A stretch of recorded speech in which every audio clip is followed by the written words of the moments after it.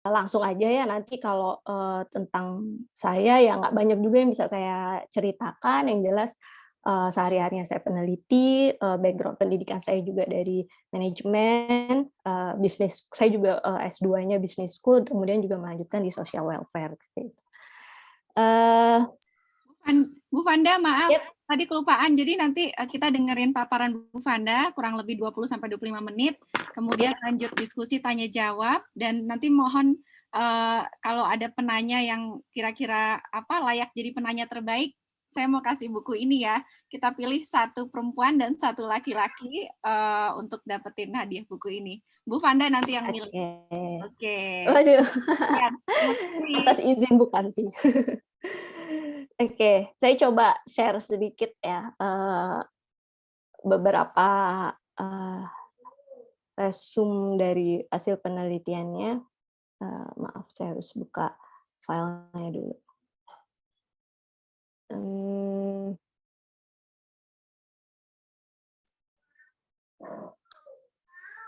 ini saya bukan bukan mengajar ya, tapi kita sharing aja gitu. Jadi saya, coba, sharing beberapa, hasil penelitian saya yang berhubungan dengan, studi-studi, eee, ada hubungannya dengan etika bisnis ya, yang bisa saya lihat. Khususnya, bagaimana, bisnis itu berdampak pada stakeholders-nya. Oke, ya,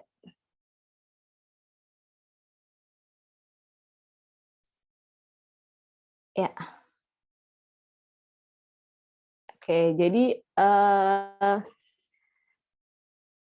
saya ubah sedikit judulnya ya dari paper yang mungkin udah teman-teman lihat, kalaupun belum dibaca setidaknya udah di-download ya.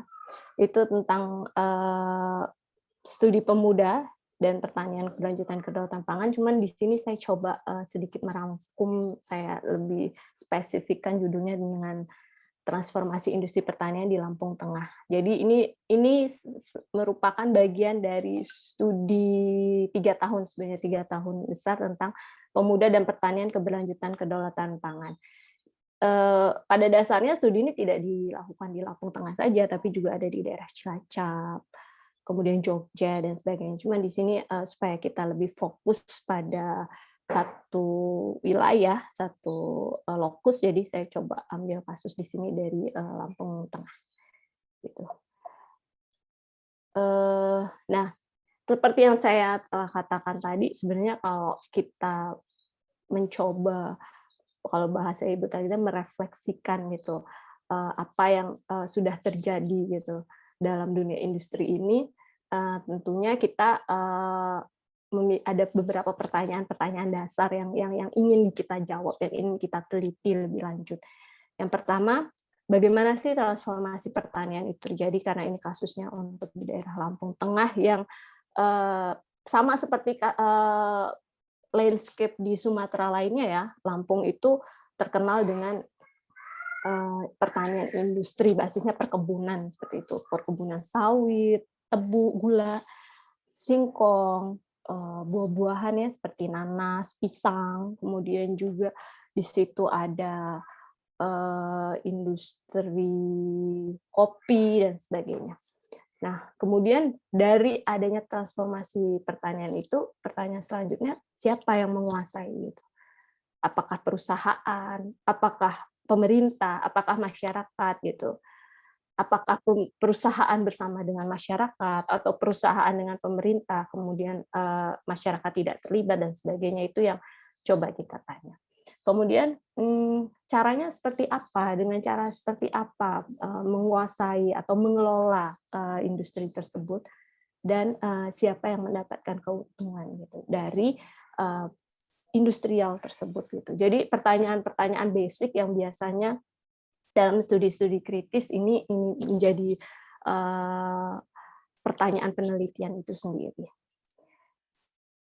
Nah, eee, untuk kita bisa menjawab, tadi ya, yang siapa menguasai, seperti apa, kemudian siapa mendapatkan keuntungan gitu.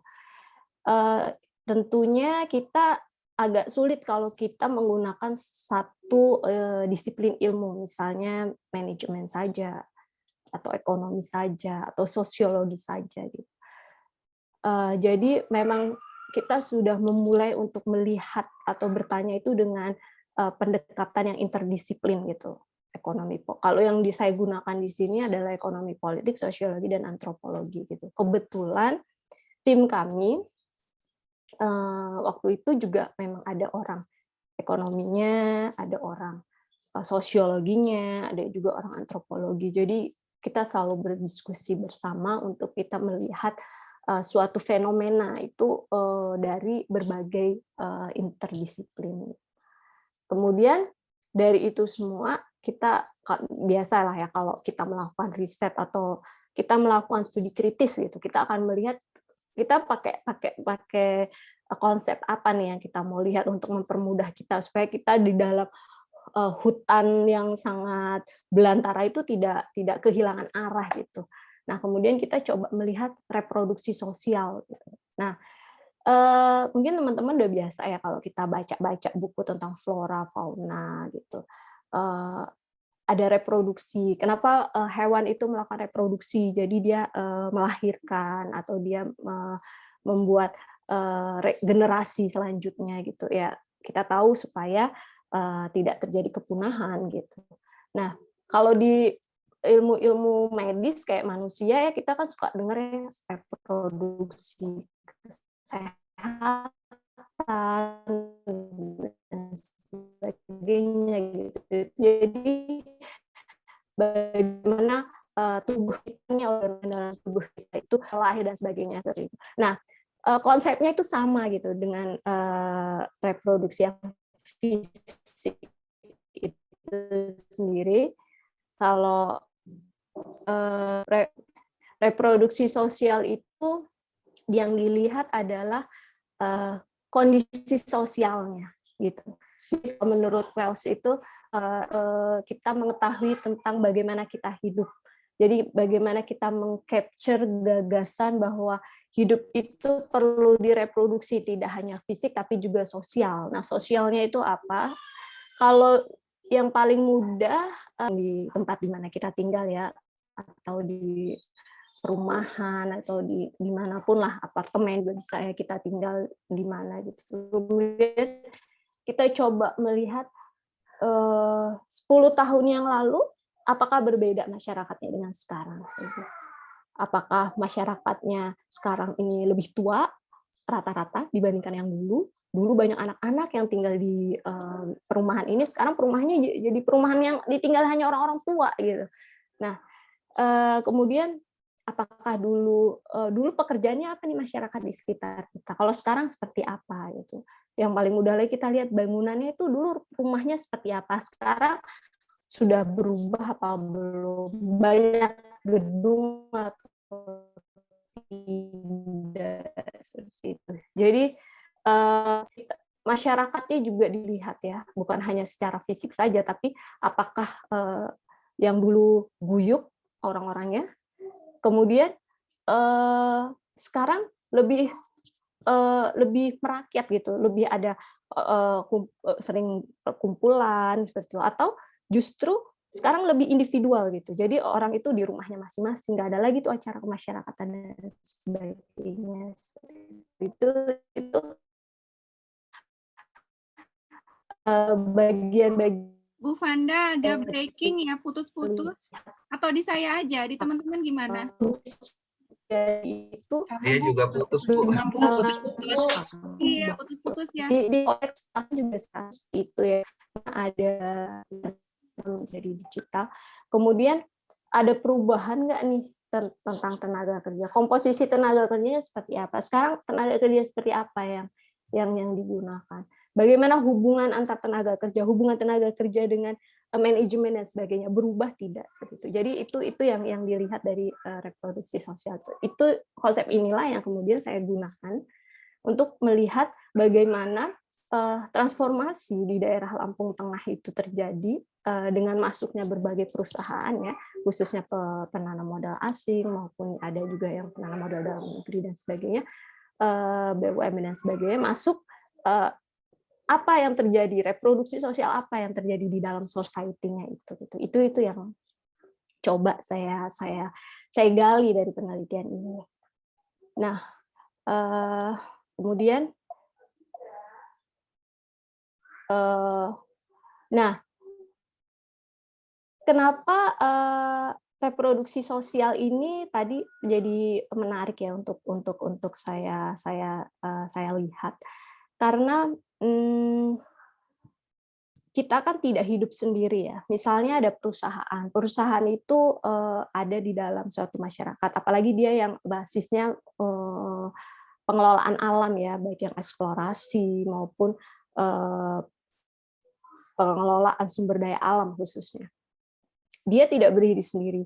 Dia berada di dalam sebuah sistem yang sudah ada, di dalam masyarakat, wilayah, komunitas yang sudah ada. Nah, jadi perusahaan itu sebagai subsistem, masyarakat sebagai subsistem, dan pemerintah sebagai subsistem yang ada di dalam. Karena mereka merupakan subsistem dari sebuah sistem, dan kalau sebuah sistem itu kan utuh, menyatu, saling tergantung, dan sebagainya, sehingga apa yang terjadi pada sebuah satu subsistem, perubahan dalam satu subsistem, misalnya perusahaan masuk, dia pasti akan pengaruhi subsistem lainnya gitu. Nah, kalau untuk di kasus yang Lampung Tengah misalnya, itu dulu dia hanya lahan biasa ya, lahan yang kosong, belantara seperti itu, tapi ada masyarakatnya di dalamnya, sudah ada masyarakat. Nah, kemudian masuklah perusahaan di dalamnya. Sawit masuk, kemudian tebu masuk, gula ya, nanas masuk, pisang masuk, kopi masuk, industri kopi, singkong untuk daerah-daerah di Lampung ya, masuk banyak. Nah, dia berpengaruh pasti tentunya pada masyarakatnya. Nah, yang sebagian besar masyarakatnya adalah farmer, petani. Nah, dengan adanya berbagai perusahaan yang masuk, kemudian pemerintah melakukan kebijakan untuk mengatur bagaimana perekonomian berjalan di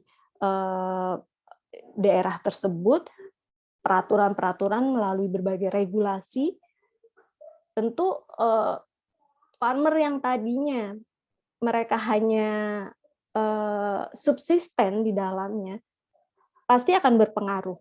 Apakah kemudian farmernya nanti dijadikan tenaga kerja oleh perusahaan, apakah farmernya dijadikan mitra, atau farmernya disingkirkan gitu. Dijual aja tanahnya buat perusahaan, nanti jadi lahan perusahaan dan sebagainya gitu. Nah, itu yang dampak-dampak yang bisa dihadapi oleh farmer itu sendiri. Nah, setidaknya kalau untuk industri pertanian ya, ketika pertanian itu industri pertanian tumbuh di suatu komunitas, kita lihat pasti ada Green Revolution ya waktu itu masuk. Misalnya masyarakat yang tadinya subsisten nggak kenal dengan sistem pertanian modern, akhirnya jadi tahu dengan sistem pertanian modern. Kemudian ada teknologi yang masuk gitu, mechanization, jadi semuanya yang tadinya manual dikerjakan pakai cangkul aja sekarang udah mulai diperkenalkan teknologi-teknologi pertanian yang baru. Ada perusahaan, ada hubungan kerja yang baru yang awalnya hanya petani mengerjakan lahannya, sekarang petani punya relasi dengan perusahaan, petani beralih yang tadinya bekerja untuk dirinya sendiri, sekarang dia bekerja untuk perusahaan dan sebagainya. Jadi ada item-item, ada sistem yang berubah di dalamnya seperti itu. Nah, kemudian karena sistemnya timbul hal-hal baru, terjadinya transformasi dan sebagainya. Nah, kemudian dampaknya seperti apa gitu. Dampak ini bisa dilihat dari berbagai pendekatan ya. Kalau saya coba, karena saya dalam studi ini lebih melihat apakah suatu perusahaan memiliki dampak kepada society sekitarnya. Jadi kebetulan society-nya adalah farmer. Jadi saya coba lihat dari aspek farmernya. Kemudian apakah kemudian petani yang tadinya mengelola, menggarap lahannya untuk subsisten dia, sekarang dia udah tergantung dengan pasar. Jadi dia udah kenal tuh dengan komoditi gitu. komoditi di wilayahnya singkong yang tadinya menanam berbagai jenis ya karena untuk makan keluarganya, ada beras, ada sayuran, ada lain-lain. Sekarang yang laku kayaknya di sini nih singkong, ya udah tanam aja singkong, semuanya singkong seperti itu. Jadi dia jadi tergantung akhirnya sekarang dengan pasar. Itu jadi pertanyaan, ada nggak sih akhirnya masyarakat atau society itu berubah gitu. Kemudian tergantung nggak dengan perusahaannya. Jadi kalau untuk yang awalnya dia menjual sendiri ke pasar, sekarang dia harus menjual nggak ke perusahaan. Dia tergantung nggak bahan baku untuk input pertaniannya dari bibit dan sebagainya, tergantung nggak dengan perusahaan seperti itu. Jadi itu yang menjadi pertanyaannya. Kemudian dengan sistem yang berubah itu, apakah jumlah lahan yang dimiliki petani itu yang awalnya sekian, apakah berubah? Status kepemilikan gimana? Apakah dari hak milik menjadi sewa atau sebagainya, seperti itu.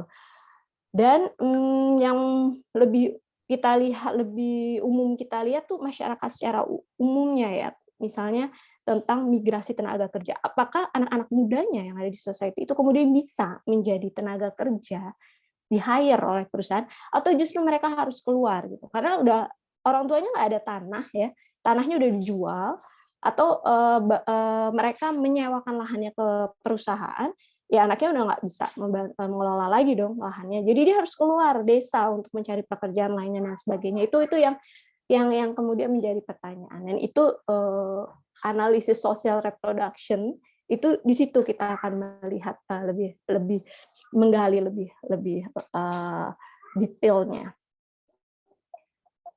Nah, kalau untuk di kasus studi di Lampung Tengah ya, sebetulnya perubahan-perubahan itu karena tadi ya pendekatannya interdisiplin, kita nggak bisa lihat kondisi saat ini saja ya, kita harus melihat dia ke belakang, ke dulu itu seperti apa, seperti itu. Nah, ternyata memang menarik sekali ya untuk di Indonesia ini ya, bahwa sebelum kita dikoloni oleh Belanda pun pertani kan memang pertanian, industri pertanian kita tuh sudah cukup ada ya.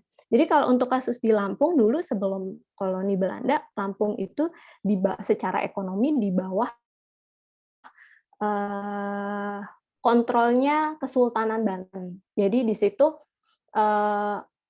untuk memproduksi tanaman lada, karena waktu itu adalah memang produksi utamanya di Lampung itu lada, penduduk yang sudah menikah, jadi sudah punya keluarga ya, jadi satu keluarga, satu family, itu diwajibkan menanam 1.000 pohon lada. Dan di sini Kesultanan Banten itu sudah membentuk marga-marga. Jadi marga ini, marga itu tujuannya sebenarnya ya yang paling mudah ya untuk dia memudahkan mengontrol setiap penduduk yang ada gitu. Jadi ada marga-marganya. Nah, ternyata kebijakan itu tetap dilanjutkan ya oleh pemerintah Belanda. Nah, karena memang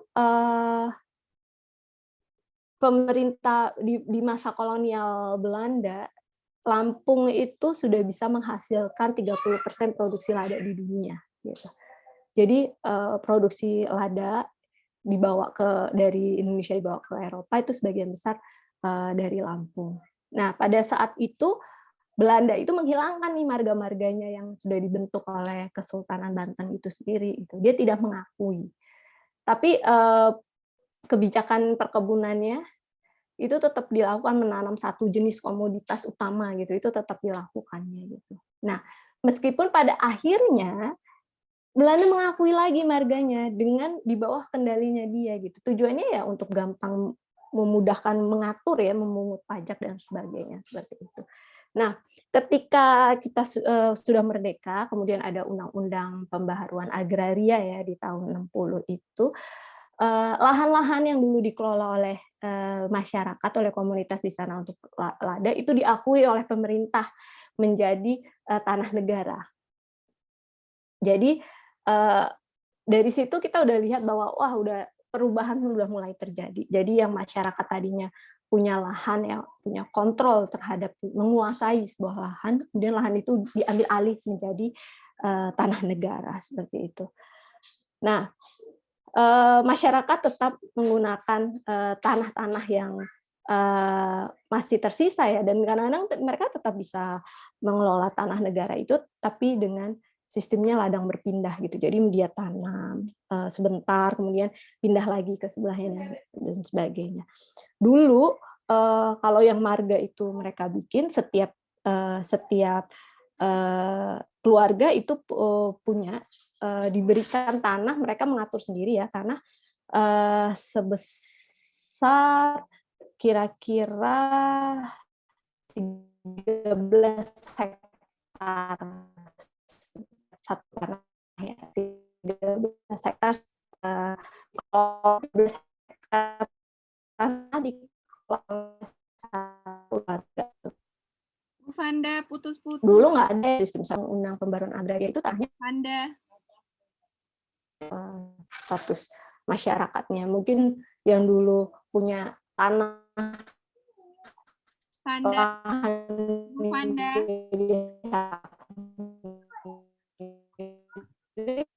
Halo.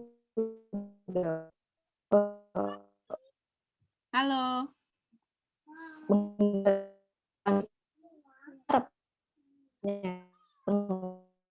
Kadang berpindah, mengenal dalamnya ada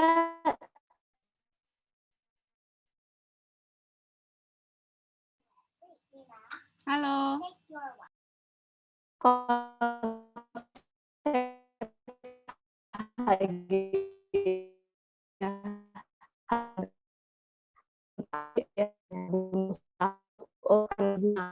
usaha jadi dapat itu di tahun wilayah marga mulai turun.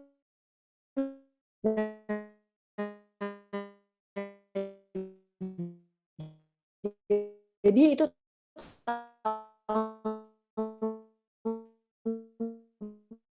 70.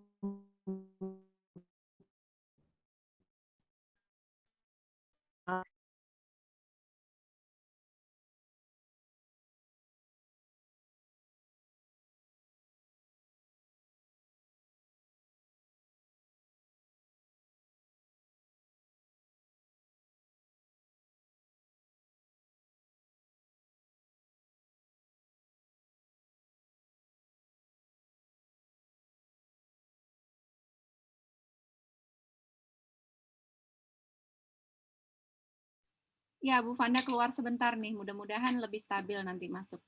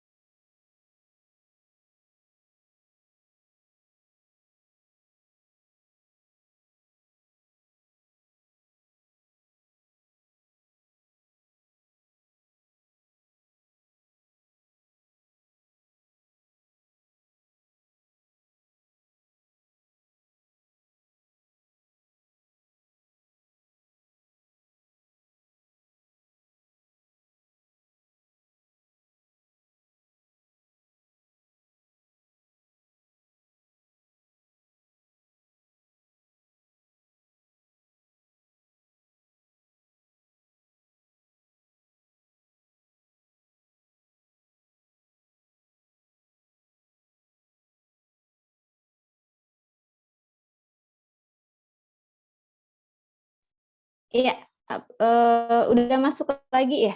Maaf. Sudah. Oke, nggak apa-apa. Kadang-kadang aku juga suka gitu. Jadi tadi pakai WiFi, sekarang saya ganti tethering di handphone karena di rumah dipakai semua orang lagi Zoom meeting, jadi Iya, iya, begini. betul, betul, betul. Atau mau video off? Membantu nggak kalau matiin? Oh, iya, iya, iya. Nanti aku video off ya, Oke. supaya sinyalnya lebih. Ya, oke. Tadi sampai sini ya, globalisasi pangan ya. Tadi ada Ada pengambil alih. kata-kata Ya, 11 ada HGU ya. bicara 11 hektar kalau nggak salah tadi terakhir ya. Oh, ya, oke. Jadi ketika daerah Lampung Tengah ini dalam bentuk marga-marga, setiap penduduk itu, setiap keluarga ada memiliki tanah sebesar 11 hektar untuk ditanam di perkebunan. Tapi sejak mulai Undang-Undang Pembaruan Agraria tahun 60 ya, sejak merdeka, itu udah nggak ada lagi gitu pembagian itu, karena semua lahan yang sebelumnya dikelola oleh marga itu banyak yang akhirnya dianggap sebagai tanah negara gitu. Dan pada masa Orde Baru tahun 74 itu masuk perusahaan tebu ya, perusahaan gula di Lampung Tengah, dia melalui HGU. Jadi ini perusahaan sebetulnya itu tandem ya antara orang lokal dengan maksudnya orang Indonesia dengan perusahaan asing, Kwok Investment. Jadi satu perusahaan tebu yang basisnya di Malaysia, asalnya dari Malaysia, tapi dia kantor pusatnya di Hong Kong gitu. Jadi dia masuk ke Indonesia bersama dengan koleganya Orde Baru pada saat itu membangun suatu perusahaan yang pertama kali ada gitu, perusahaan gula di sana. Dan di situ karena memang pada saat waktu itu penuh dengan kekuatan militer ya, jadinya pengambil alihan itu menurut warga di sana diwarnai dengan kekerasan. Jadi mau tidak mau dipaksa masyarakat menyerahkan lahannya, walaupun dengan sistem ganti rugi ya, yang menurut mereka itu rugi gitu, karena tidak ada kekuatan dari masyarakat untuk tawar-menawar dalam harga. Tapi pokoknya kita datang mau bangun ini dan diterima aja gitu. Jadi akhirnya masuk satu perusahaan joint venture antara perusahaan dalam negeri dengan asing membangun perusahaan tebu. Ini perusahaan bagus ya, perusahaan tebu ini, karena ini adalah perusahaan pertama di Indonesia yang menanam tebu di lahan kering. Jadi sebelumnya di daerah Jawa kan memang sudah pada masa Belanda juga sudah ada ya perusahaan tebu, tapi kemudian lambat laut dengan mereka karena inefisiensi akhirnya merugi sendiri gitu. Peralatannya itu dan sebagainya. Nah, dengan teknologi baru memperkenalkan industri tebu pada lahan kering, di sini dianggap lebih efisien. Dan ini cikal bakal untuk industri gula di Sumatera lainnya gitu. Jadi belajar dari teknologi industri gula yang pertama itu di sini. Ini perusahaannya selalu untung ya. Dan memang strategis karena Indonesia sendiri kan produksi gulanya masih kurang. Tapi dengan adanya perusahaan ini sebetulnya membantu. Dari aspek itu sangat bagus sekali gitu. Tapi kita coba kritis lagi melihat tadi yang kata Ibu Kanti bilang, stakeholders tuh tidak hanya perusahaan dan jajarannya, tidak hanya shareholders saja gitu, tapi ada masyarakat sekitarnya gitu, karena perusahaan ada di dalam sebuah sistem yang lebih kompleks gitu. Nah, kalau tadi sejarah Trusanunya udah saya singgung ya sebelumnya ya, dia muncul di sekarang menjadi kecamatan Trusanunyai, tapi sekarang sudah menjadi kecamatan tuh asal muasalnya dari marga itu sendiri. Sekarang ada 7 desa, 3 desa marga asli dan 4 transmigrasi. Jadi ada transmigrasi dari Jawa yang masuk ke wilayah kecamatan ini menjadi desa tersendiri ya, desa transmigrasi. Nah, luas wilayahnya 6,3% dari wilayah Lampung, jumlah penduduknya 448.000, maaf ini salah titiknya. Kemudian masyarakatnya kalau dulu memang pendidikannya ya sampai SD ya, teman. Sekarang karena ada program-program pemerintah SMP, SMA dibangun, masyarakatnya udah bisa sampai rata-rata hingga menengah ke atas gitu. Nah, selain perusahaan-perusahaan yang masuk, ada juga pangkalan TNI AU. Dulu sebenarnya Jepang yang membangun ya pertama kali di sini. Nah, ini juga sama sebetulnya. Dia tuh ada usaha selain pangkalan udara, ternyata mereka juga ada usaha perkebunan singkong gitu. Yang masuknya sebenarnya hampir mirip dengan kalau diceritakan masyarakat ya, hampir mirip dengan apa yang terjadi ketika perusahaan itu masuk seperti itu. Dan tentunya karena banyaknya industri yang akhirnya masuk di situ, terjadi perubahan sosial, formasi sosialnya juga berubah. Jumlah petani berkurang, karena lahannya juga berkurang yang bisa mereka lakukan ya. Jadi bukan menjadi petani lagi, tetapi menjadi buruh perusahaan, seperti itu. Struktur ketenaga kerjanya juga berubah. Kalau dulu petani dengan hak milik, petani dengan hak sewa dan sebagainya. Kalau sekarang struktur kerjanya petaninya ada yang inti plasma, kemudian ada yang bukan jadi petani lagi, dia menyewakan saja gitu lahannya untuk perusahaan dan sebagainya. Jadi dia sendiri tidak melakukan pekerjaan seperti itu. Jadi kalau dibilang petani ya aktivitas ekonominya bukan petani, sumber pendapatannya aja yang dari menyewa gitu, menyewakan lahannya. Seperti itu. Nah, ini sebenarnya peta ini modifikasi dari peta yang dibikin oleh Belanda ya. Jadi waktu kami penelitian di wilayah itu, kami mencari informasi ataupun dokumen-dokumen dari zaman Belanda yang masih ada. Jadi kita mendapatkan waktu itu fotokopian peta yang dibangun oleh Belanda. Nah, tapi itu kan pada zaman masa Belanda dulu. Bersama dengan masyarakat dan kita coba lihat juga dengan Google Earth ya, kita coba samakan dengan apa yang dikatakan masyarakat, akhirnya terbentuklah nih peta partisipatif kalau saya katakan. Karena di sini bikinnya antara penelitinya, masyarakat dan bantuan Google Earth itu sendiri seperti itu. Jadi kalau yang seperti jalan raya ya, seperti batas ini jalan utamanya, ini jalan lintas timur Sumatera. Jadi kalau kita mau dari Lampung dari Lampung menuju Aceh lewat lintas timur ya lewat daerah ini seperti itu. Nah, rumah-rumah itu yang saya gambarkan seperti bentuk rumah itu tanah-tanah yang hanya dimiliki oleh masyarakat. Jadi sisanya kalau lihat sudah dikonversikan ya, yang statusnya masih lahan sengketa tapi sudah ditanam tebu gitu. Ada juga yang ditanam nanas. Jadi daerah situ tuh nanas dan tebu. Sebelumnya tuh ada 10 perusahaan menengah ya yang ada di situ yang akhirnya semuanya tuh diambil alih menjadi 2 perusahaan saja gitu. Perusahaan yang memproduksi nanas untuk ekspor ya nanasnya ya, bukan untuk dalam negeri, dan tebu yang menghasilkan gula seperti itu. Jadi kalau kita lihat landscape-nya ya udah wilayah itu tanah dan tanahnya itu sebagian besar memang untuk tebu dan nanas. Hanya 10% yang akhirnya dimiliki oleh masyarakat yang turunan dari marga terusan Nunya itu sendiri. Dan mereka tinggal di sekitaran jalan, di pinggir-pinggir jalan. Kalau kita lewat lintas Sumatera, ya kita melihat seperti banyak rumah gitu. Tapi rumahnya cuma di pinggir jalan itu aja, belakangnya semua udah perkebunan seperti itu. Ya, jadi bingung juga yang lihat gini. Terus masyarakatnya apa gitu? Yang menanam siapa gitu ya?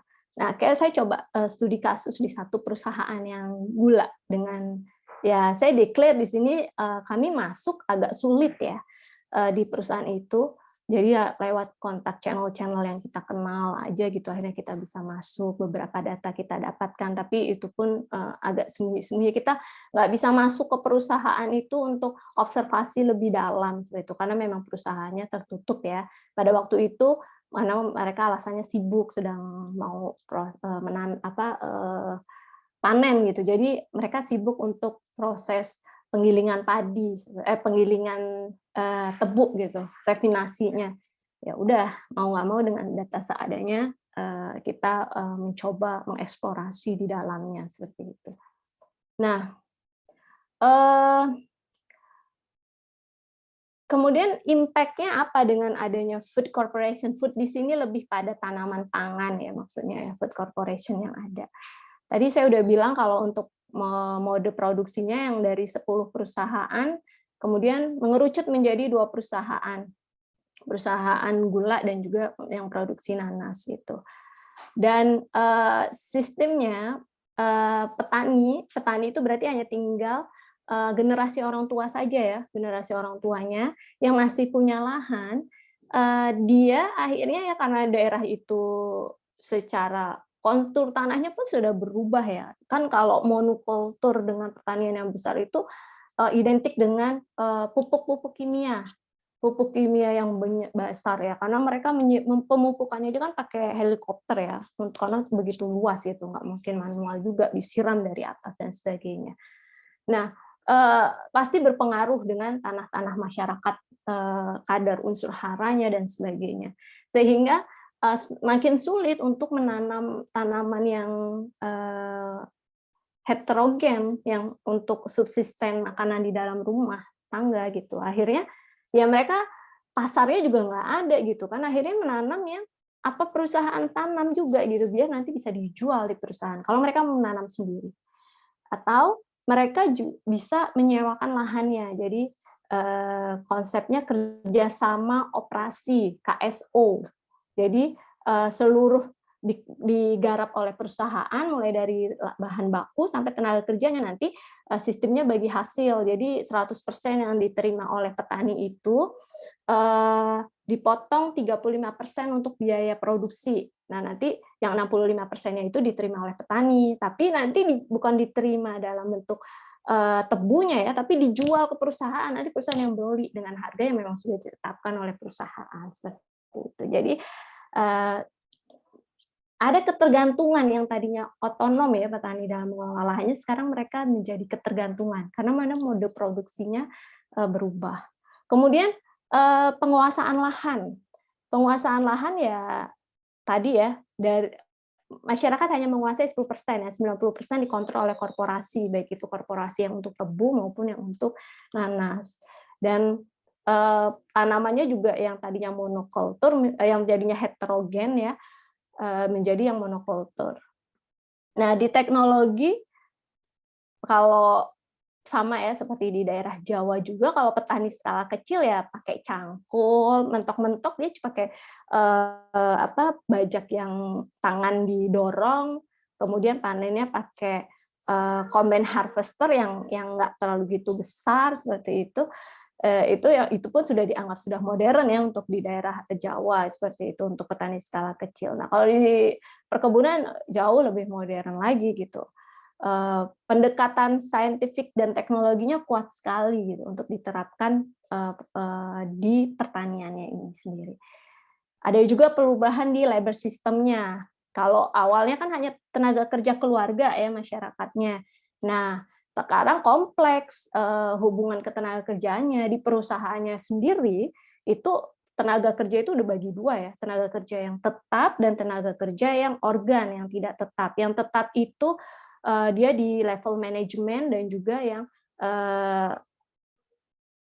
kompeten di bidangnya ya, misalnya akuntan, sales dan sebagainya seperti itu. Nah, itu pekerja tetap, pegawainya karena itu daerahnya remote ya, jadi mereka punya perumahan sendiri di dalam perkebunan itu untuk pegawai yang tetapnya itu. Rumahnya dibangun berdasarkan tingkat jabatannya, jabatan di dalam perusahaannya itu sendiri. Jadi ada kalau yang staf biasa lebih kecil dibandingkan mereka yang di manajemennya seperti itu. Kemudian di situ dibangun sekolah, dibangun rumah sakit. Rumah sakitnya terbaik untuk di daerah Lampung Tengah, tapi memang tertutup ya rumah sakit itu, memang diutamakan untuk pegawainya saja gitu, masyarakatnya saja. Dan karena memang sifat pekerjaannya yang sangat profesional untuk di karyawan tetap ini, tentunya mereka juga kompetitif ya mencarinya ya. Jadi dari lulusan yang baik, pengalaman yang baik dan sebagainya, dan itu sulit sebetulnya dijangkau oleh masyarakat pertanian yang tradisional ya. Mereka kan sekolahnya sampai SMA, yang sekarang ini dulunya mereka orang tuanya yang sampai SD aja, sekolah rakyat udah cukup seperti itu. Nah, jadi dibandingkan dengan orang-orang dari luar, dari daerah kota, misalnya di daerah Bandar Lampung dan sebagainya, mereka lebih kompetitif dibandingkan masyarakat lokalnya. Jadi memang karyawan tetap ini mereka kebanyakan memang kaum migran ya, yang tinggal di sana dan diberikan fasilitas di dalam perkebunan itu sendiri seperti itu. Ada sekolah untuk anaknya dan sebagainya.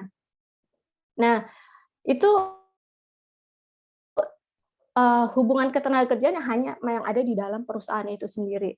Di luar dengan masyarakat, hubungan industrinya juga kompleks lagi. Ada yang punya hubungan KSO, kerjasama operasi. Jadi masyarakat hanya sebagai menyediakan lahannya, kemudian yang mengoperasikan semua perusahaan. Ada yang separoh-separoh. Jadi perusahaan nanti akan membeli, tapi semua input pertanian dan tenaganya dilakukan sendiri oleh masyarakat. Ada yang masyarakatnya otonom sendiri, dia kerjakan sendiri, nanti dia jual seperti itu. Jadi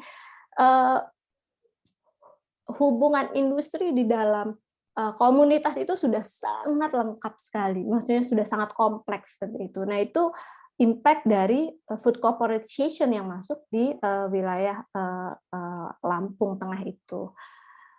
Nah, kalau kita lihat dari tadi, saya udah konsep reproduksi sosial yang apa saya jelaskan tadi merupakan bagian dari reproduksi baru yang terjadi di perusahaan. Tapi gimana kalau kita hubungkan coba dengan masyarakat yang pemudanya di sana yang seharusnya menjadi ya. Halo, boleh 5 menit lagi, Bu? Ya, ini kayaknya terakhir deh. Oh, oke.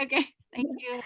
Jadi lahan keluarga yang ada karena sudah diakses, dikontrol oleh perusahaan, maka dia memutus ya akses pemuda untuk melanjutkan mereproduksi kembali menjadi petani. Pemuda kalau nggak bisa masuk ke perusahaan, ya udah harus keluar desa, harus migran keluar seperti itu. Kemudian juga pemuda yang tinggal yang bisa masuk perusahaan karena dia tidak bisa kompetitif dengan para pencari pekerja lainnya yang di kota-kota besar, sehingga ya paling dia nggak bisa masuk jadi karyawan tetap, jadi karyawan organ, buruh harian lepas. Paling kalaupun buruh tetapnya biasanya jadi satpam, seperti itu, OB, office boy, dan sebagainya.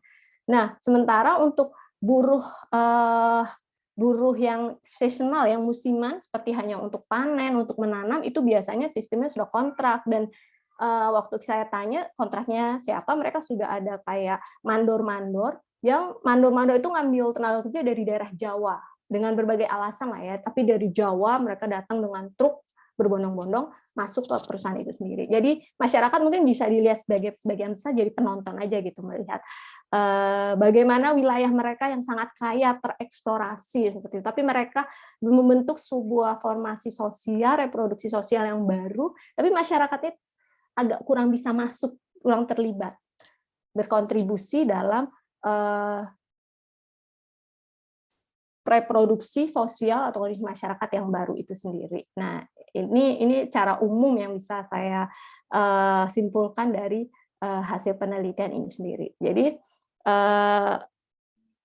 karena saya kasusnya di Lampung Tengah, jadi karena ada perubahan rezim pangan ya, yang tadinya masyarakat kemudian menjadi korporasi, dampaknya kepada reproduksi pemuda tani itu menjadi terputus gitu, petani untuk pemuda untuk meneruskan atau meregenerasi menjadi petani, tapi mereka menjadi buruh harian lepas perusahaan, ataupun dia bisa terlibat dalam program kemitraan perusahaan, di mana pemuda itu dilihat sebagai sebuah instrumen korporasi untuk memperluas produksinya, produksi petani, produksi perusahaan itu dalam menghasilkan tebu dan gula gitu, dan itu secara biaya juga relatif lebih murah buat perusahaan.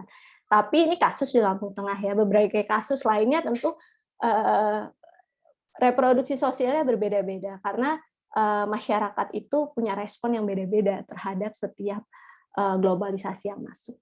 Ya, Ibu Kanti, saya rasa ini aja yang bisa saya sharing dari hasil studinya. Mungkin silakan untuk masuk sesi tanya jawab ya. Kalau yang bisa saya jawab, insya Allah saya jawab. Nanti kalau yang sulit mungkin Bu Kanti bisa menjawab. Bisa aja. Aduh, makasih banyak. Ini bukan ini aja ya, menurut saya ini insight yang benar-benar baru dan refreshing ya buat apa namanya, buat teman-teman dari disiplin ilmu bisnis manajemen gitu ya. Sesuatu yang jarang kita dengar gitu, dan hari ini kita berkesempatan untuk mendengarkan ini luar biasa menurut saya. Dan silakan teman-teman kalau ada yang mungkin ingin membagikan pendapat atau perspektif atau refleksi juga boleh ya dari yang sudah dikerjakan gitu, yang sudah disubmit via emas. Jadi saya minta teman-teman menuliskan refleksi kan kemarin ya. Mungkin ada yang mau share refleksinya atau langsung bertanya juga boleh begitu kepada Ibu Vanda. Jangan lupa di akhir sesi tanya jawab saya akan minta Ibu Vanda memilih dua penanya terbaik, tapi mohon maaf ini khusus untuk mahasiswa kelas etika dan tata kelola ya. Mungkin Bapak Ibu yang bintang tamu dari di luar kelas kami nggak qualified untuk dapat bukunya gitu. Ini bukunya, kebetulan ini buku yang sudah terbit 2019 ya, terbitan Yayasan Pustaka Obor Indonesia. Kayaknya kebalik ya kalau di situ terlihat ya. Geliat kritis dalam penelitian sosial, catatan para peneliti gitu. Jadi tadi Ibu Vanda sempat singgung juga bicara pendekatan riset beliau kritis gitu. Nanti Bu Vanda mungkin bisa jelasin juga tuh apa tuh maksudnya kritis gitu ya. Tapi kalau ada pertanyaan dulu sebelum itu silakan. Nanti bertanya Bu. Ya udah Ivan dulu. Sweet. Sweet, enggak lah. Tessa dulu silakan. Ya udah oke. Silakan. Oke, terima kasih Ivan ya. Terima kasih Bu Kanti kesempatannya dan terima kasih Bu Vanda atas insight-nya yang luar biasa. Nah, saya mau bertanya Bu, kan untuk petani muda ini berarti ada rekonstruksi sosial atau struktur baru seperti itu Bu. Nah, yang pertama terkait dari korporat atau perusahaan swasta yang memaksa atau petani itu menjadi yang punya lahan itu jadi terpaksa gitu Bu untuk bekerja sama. Apakah ada dari asosiasi petani itu yang bisa Bu istilahnya memberikan mediasi atau advokasi terkait itu dan membantu petani, atau bagaimana itu Bu kebijakannya?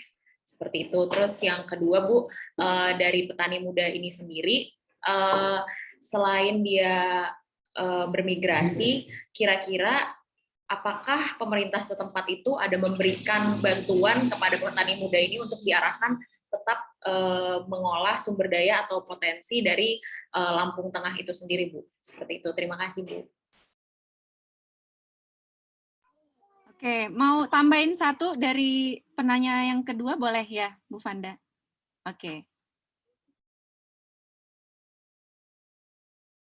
Ya, silakan Mas Ivan. Saya Bu. Ya Bu, selamat pagi. Bu, kan orang tua kan saya ada usaha juga Bu di Pekanbaru kan Bu. Sebenarnya ini bukan penelitian resmi sih Bu, berdasar pengamatan di lapangan saja. Saya sering memperhatikan kalau kan sebenarnya penting bagi perusahaan yang istilahnya pendatang di suatu desa untuk memberdayakan masyarakat lokal. Nah, tapi kendalanya kadang gimana kata-katanya ya? Ya, untuk masyarakat yang di daerah kadang sering saya perhatikan ini dunia mereka. Meskipun tanah itu secara hukum sudah dikuasai oleh suatu perusahaan, oleh suatu pihak yang misalnya dari Jakarta gitu, tetap saja mereka merasa desa ini punya saya. Mereka masih merasa memiliki atas hak tersebut. Jadi mereka memiliki kecenderungan meskipun perusahaan ini sudah beroperasi secara hukum, ya maaf kata mereka tidak terlalu melek dengan hukum. Mereka masih tetap merasa lahan tersebut punya mereka, bagian dari desa mereka. Mereka bahkan ke ibu kota provinsi aja nggak jarang. Jadi dunia mereka adalah desa tersebut. Jadi kan mereka sering rasa berat hati kan Bu. Kalau menurut Ibu, bagaimana sebaiknya penanganan akan konflik tersebut, terutama mengenai kesenjangan sosial yang terjadi di desa tersebut? Kalau saya di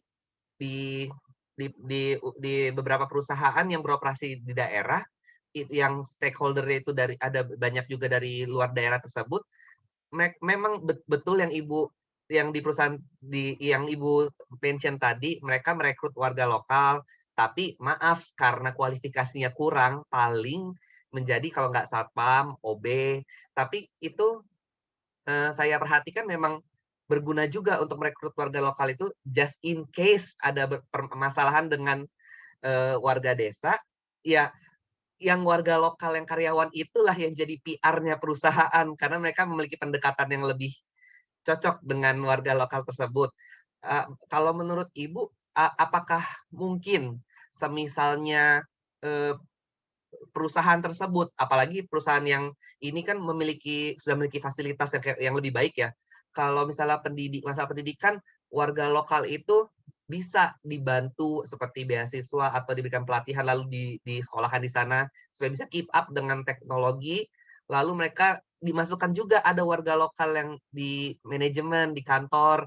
Jadi supaya ke sana nggak seolah-olah warga desa cuma jadi yang buruh lepas, cuma jadi pegawai yang kelas bawah di sana untuk mencegah ya misalnya ada konflik gitu Bu, untuk menghindari kecemburuan sosial karena ya bagaimanapun ya ini orang pendatang kok nyampe desa kita mewah-mewah. Kita yang lahir besar di desa ini kemana-mana jalan kaki mereka naik Hilux yang baru-baru itu kan mereka agak jealous juga kan ya Bu ya. Menurut Ibu bagaimana Bu? Terima kasih Bu. Oke, makasih banyak Mas Reza. Ini speak from experience ya. Terima kasih sekali. Ada Mas Reza Aditya juga raise hand, Ibu Vanda. Boleh kita dengar dulu ya. Habis itu kita dengar jawaban dari Ibu Vanda gitu. Pagi Bu Vanda. Pagi. Saya mau nanya sebenarnya apa lebih interdisiplin lagi daripada ini mungkin ya. Jika kita membicarakan petani nih yang memiliki lahan sendiri gitu, ya pilihan mereka tuh buat ngejual hasil pangannya itu ya kalau masa sekarang tuh kalau nggak ke koperasi ya pakai metode zaman dulu itu ke pengepul, lalu pengepul jual lagi ke tengkulak,